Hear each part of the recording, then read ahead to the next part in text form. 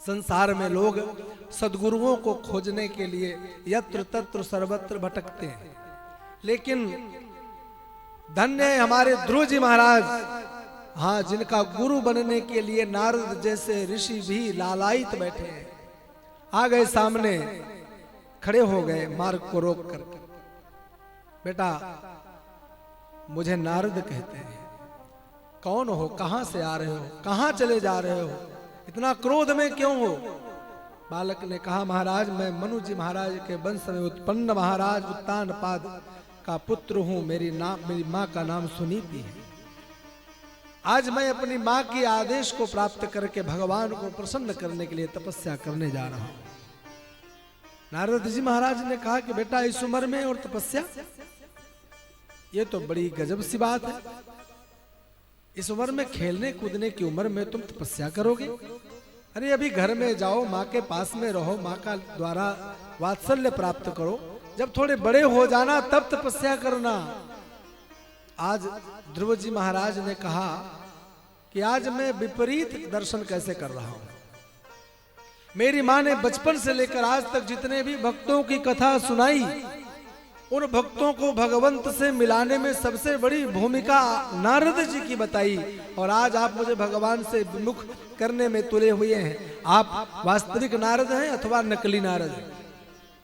हाँ, नारद जी महाराज ने कहा, बेटा यह तो मेरा परीक्षण था, मैं देखना चाहता था कि तेरे अंदर इच्छा शक्ति कैसी है। मैंने देख लिया कि तेरे अंदर दृढ़ इच्छा शक्ति है, प्रबल इच्छा शक्ति है। भगवान को तेरे सामने आना ही पड़ेगा, और ऐसे वैसे भगवान को जाने के लिए भी कुछ आवश्यकता पड़ता है।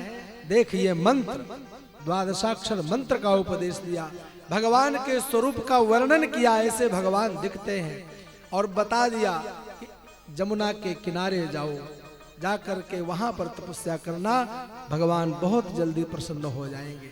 नारद को गुरु बनाकर दीक्षा संपन्न होकर आज ध्रुव जी महाराज मधुपुरी में, मधुपुरी किसे कहा जाता है मालूम है? मधुपुरी मतलब मथुरा। हाँ, पहले कभी शत्रुघ्न जी महाराज का यहाँ शासन था, और एक मधु नाम के दैत्य को उन्होंने अपने हाथों से मारा था। इस कारण से उस स्थान का नाम मधुपुरी पड़ा, जिसको भविष्य में जाकर मथुरा के नाम से जाना गया। उसी मधुपुरी में जमुना के पावन तट पर एक बहुत बड़े मिट्टी के ऊंचे टीले को देखा। उस टीले पर चढ़ गए और जाकर कठोर तप करना प्रारंभ कर दिया। 1 2 नहीं 6 महीने तपस्या हुई। कुछ दिन बैठकर, फिर खड़े होकर एक पैर के बल पर, कुछ दिन फल खाए, कुछ दिन जल पिया, कुछ दिन पत्ते खाए, कुछ दिन जल फल पत्ते सब छोड़ दिया और वायु पी करके रहने लगे। अंतिम समय तो वो आया कि हाथ आसमान में, आकाश में, भगवान की ओर दृष्टि, ऊर्ध्व बाहुर नभो दृष्टि, और मुख में भगवान का नाम, ओम नमो भगवते वासुदेवाय। श्वास लेना ही बंद कर दिया। ऐसा श्वास लेना, जैसे ही 5 वर्ष के भक्त ने श्वास लेना बंद कर दिया, श्वास को ही रोक लिया अपनी, तो ऐसा लगा कि तीनों लोकों के लोगों की श्वास रुक गई। तीनों लोकों में लोग घबराने लगे। भगवान के कानों में आवाज पड़ी, अगर मैं नहीं गया तो मेरे भक्त की तपस्या का ये प्रभाव कि त्रैलोक्य की श्वास अवरुद्ध हो गई। भगवान गरुड़ पर बैठे, तुरंत पहुंच गए उस स्थान पर, सामने खड़े हो गए। भगवान ने कहा, बेटा मैं आ गया हूं, बरम ब्रूयात, बरम ब्रूयात। लेकिन ध्रुव नेत्र नहीं खोल रहे। क्यों? क्योंकि भगवान की जिस बाकी झांकी का दर्शन वो हृदय में कर रहे हैं, वही तो बाहर खड़ी। हाँ, भीतर बाहर फर्क क्या है? वो ऐसे मगन है भगवान के उस स्वरूप को देख करके, दर्शन करते हुए कि नेत्र खोल ही नहीं रहे। तो भगवान ने हृदय में बैठी हुई अपनी उस छवि को तुरंत अंतर्हित कर दिया, गायब कर दिया। जल बिन मछली की स्थिति जैसे होती, वैसे छटपटा कर नेत्र खोला, सामने देखा भगवान खड़े हैं। चतुर्भुज वेशधारी भगवान, शंख चक्र गदा पद्म कमल के समान भगवान के नेत्र, ऐसी अलकावली हाँ चेहरे पर बिखरी पड़ी है।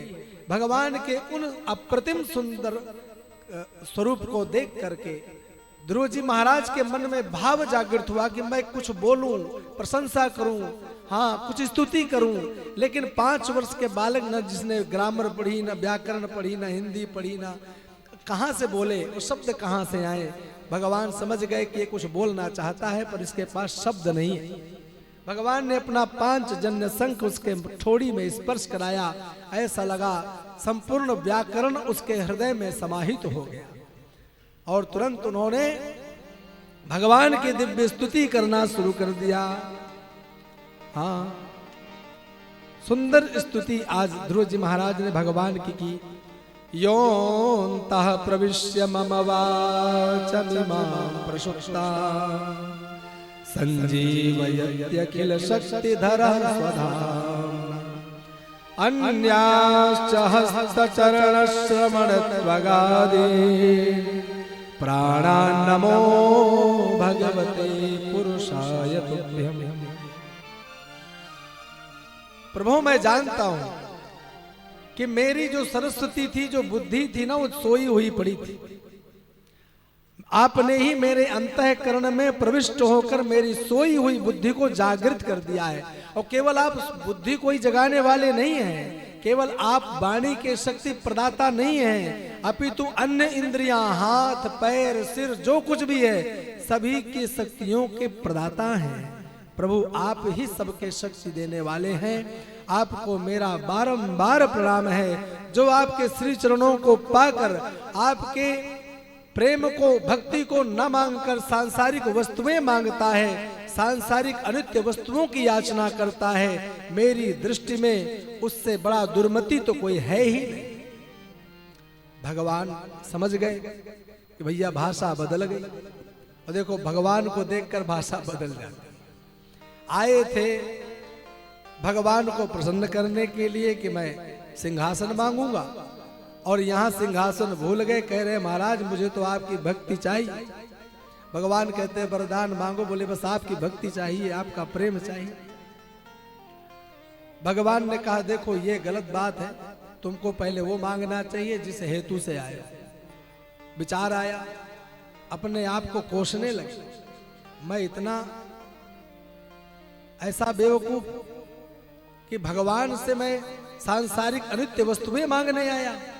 मेरे मन में भगवान की भक्ति मांगने की कामना क्यों नहीं जगी। बारंबार अपने आप को धिक्कार रहे हैं, लेकिन भगवान ने कहा बेटा चिंता मत करो, देखो मेरा एक बार जिसे दर्शन हो जाता है ना, उसे भक्ति तो मिलनी ही है, प्रेम तो मिलना ही है, मेरे धाम को तो आना ही है, इसमें कोई संशय नहीं है। मेरा आदेश है सबसे पहले जा करके शासन करो, राज्य को संभालो। हाँ राज्य को संभालो, राज्य को संभालते हुए गृहस्थ धर्म में जाओ, और गृहस्थ धर्म में जाने के पश्चात तुम्हें मेरा धाम तो प्राप्त होना ही है, मेरी भक्ति तो तुम्हें प्राप्त होना ही है। मैत्रेय जी महाराज कहते हैं विदुर जी, जिस पर भगवान की दृष्टि पड़ जाती है ना, संपूर्ण संसार उसको उस पर कृपा बरसाने लगता है। जैसे सौतेली माँ फूटी आंख नहीं देखना चाहती थी, वही ध्रुव जी महाराज जब भगवद अर्चा से संतुष्ट होकर के लौटे, नारद जी ने जब पिताजी को आदेश बताया कि तुम्हारा पुत्र तपस्या परिपूर्ण करके आ रहा है, तो तानपाद ने हाथी घोड़े बंदी जनों को साथ में लेकर के, गाजे बाजे नगाड़े साथ में लेकर के अपने पुत्र के स्वागत के लिए नगर के बाहर खड़े। जैसे ही ध्रुव जी महाराज पहुंचे, देखते हैं कि पूरा चतुरंगिणी सेना लगी है मेरे स्वागत के लिए, पर मिलना किससे है पहले, यही तो विवेक है। देखिए आज ध्रुव जी महाराज ने न पिता से पहले मिला और ना ही जाकर के अपनी सुनीति माँ से मिले, सबसे पहले माता सुरुचि से मिले, क्योंकि वो जानते हैं कि अगर माता सुरुचि ने इस प्रकार के शब्द न बोले होते तो आज मुझे भगवान का यह दर्शन कैसे प्राप्त होता। लेकिन माता सुरुचि को बड़ा पश्चाताप हुआ। हाँ पश्चाताप की अग्नि में जलने लगी, ध्रुव को हृदय से लगाया, क्षमा मांगने लगी। इस उम्र में मैंने तुम्हारे साथ इतना बड़ा पाप किया, मेरे अपराध को बेटा क्षमा कर दो। लेकिन ध्रुव जी महाराज ने कहा, माँ ये कोई आपने दोष नहीं बना, ना आपने मेरे साथ कुछ गलत किया। आपकी तो मुझ पर बड़ी कृपा है जो मुझे आपके कारण मुझे भगवान का दर्शन हो गया। पश्चात अपनी माँ सुनीति से मिलते हैं, पिता उत्तानपाद से मिलते हैं। हाथी पर बैठा करके घोड़े बाजे नगाड़ों के साथ ध्रुव जी महाराज को आज लेकर के नगर को आए हैं। इसके पश्चात ध्रुव जी महाराज के भ्रमी और इला नाम की 2 कन्याओं के साथ विवाह हुआ। कालांतर में उत्कल और वत्सर नामक 2 पुत्र हुए। वत्सर के 6 पुत्र हुए। इन्हीं के वंश में आगे चल करके शिवी, गय आदि अनेक प्रतापी राजा हुए। ध्रुव जी महाराज के पिता ने देखा कि 5 वर्ष का मेरा पुत्र उग्र तपस्या करके भगवान को प्रसन्न करके आ सकता है और मैं इतना वृद्ध हो करके भी राज सिंहासन से चिपका पड़ा हूं। अचानक मन में वैराग्य जागृत हुआ और उन्होंने भी ध्रुव जी महाराज को सिंहासनारूढ़ किया और घर का परित्याग करके वन में चले, तपस्या करके भगवान को प्रसन्न कर लिया। बोलिए श्री ध्रुव जी महाराज की।